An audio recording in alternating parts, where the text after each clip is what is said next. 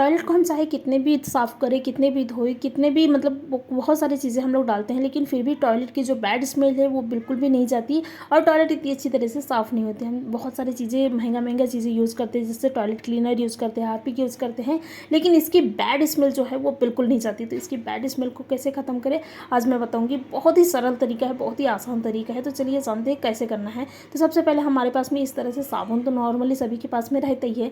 तो हम लोग क्या करेंगे, साबुन को कद्दूकस कर लेंगे। देखिए इस तरह से कद्दूकस कर ले और साबुन को अच्छी तरह से कद्दूकस कर ले। बहुत ही आसानी से कद्दूकस हो जाती है। तो मैंने ये साबुन को जो है वो अच्छी तरह से कद्दूकस जो है वो कर ली हूँ। और आप मेरे वीडियो को कौन से शहर से, कौन से गाँव से देख रहे हो तो प्लीज़ मुझे गाँव या शहर का नाम जो है वो कमेंट करें, तो मुझे भी पता चलेगा मेरी वीडियो जो है कहाँ कहाँ तक पहुँच रही है। तो मैंने अच्छी तरह से सभी को कद्दूकस कर ली हूँ साबुन को। उसके बाद में इसमें ही डालना है खाने का सोडा। नॉर्मली सभी के पास में खाने का सोडा रहता ही है। खाने की सोडा एक क्या करती है, क्लीनर का काम करती है और ये जो हम लोग साबुन यूज़ किए हैं उससे हमारी जो टॉयलेट है वो अच्छी तरह से क्लीन हो जाती है।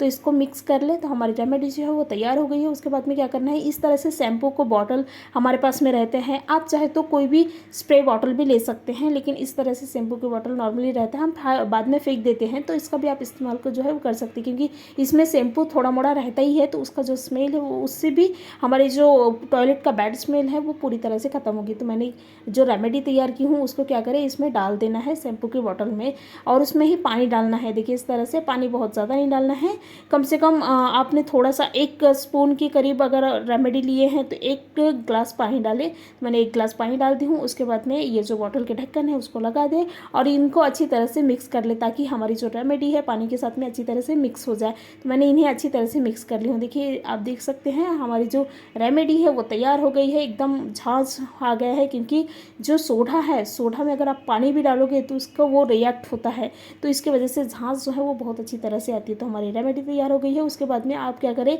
इन्हें या फिर वॉश बेसिन में यूज़ करें, क्योंकि वॉश बेसिन में भी बहुत ज़्यादा गंदा हो जाता है और उसकी भी स्मेल आती ही है, क्योंकि हम लोग रोज़ ही साफ़ करते हैं अपने मुँह वगैरह, तो उसका स्मेल रहता ही है। तो क्या करें, आप वॉश बेसिन में भी इसको डाल के आप अच्छी तरह से साफ़ कर सकते हैं। तो मैंने वॉश बेसिन को धोई हूँ, देखिए आप देख रहे हैं। उसके बाद में हमारी टॉयलेट भी बहुत ज़्यादा गंदा रहता है और उसकी जो बैड स्मेल है वो बिल्कुल ख़त्म नहीं होती। तो इसमें सोडा डालने की वजह से जो हमारी टॉयलेट का बैड स्मेल है वो आराम से और अच्छी तरह से ख़त्म होगी।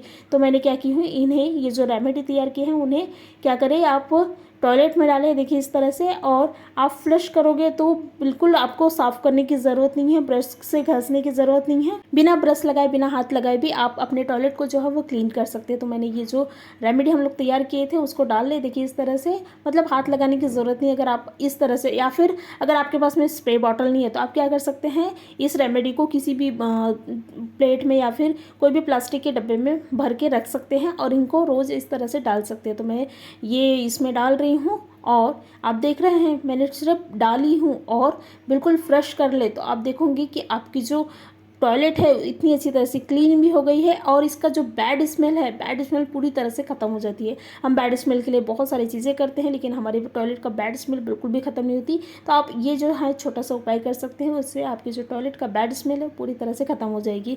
तो मेरे पास में और दूसरा एक वॉश बेसिन थी, तो उसको भी मैं अच्छी तरह से साफ़ कर लूँगी। देखिए आपने देखा मैंने हाथ लगाई नहीं, कुछ नहीं की, बस मैंने डाली हूँ और नल चालू कर दे तो आप देखोगे कि आपकी जो वॉश बेसिन है वो भी क्लीन हो गई है और इसकी जो स्मेल है वो भी ख़त्म हो गई। तो इस तरह से आप अपने टॉयलेट को, वॉश बेसिन को, आप चाहे तो सिंक में भी डाल सकते हैं, क्योंकि सिंक में भी बहुत ज़्यादा गंदा रहता है, ऑयली का रहता है।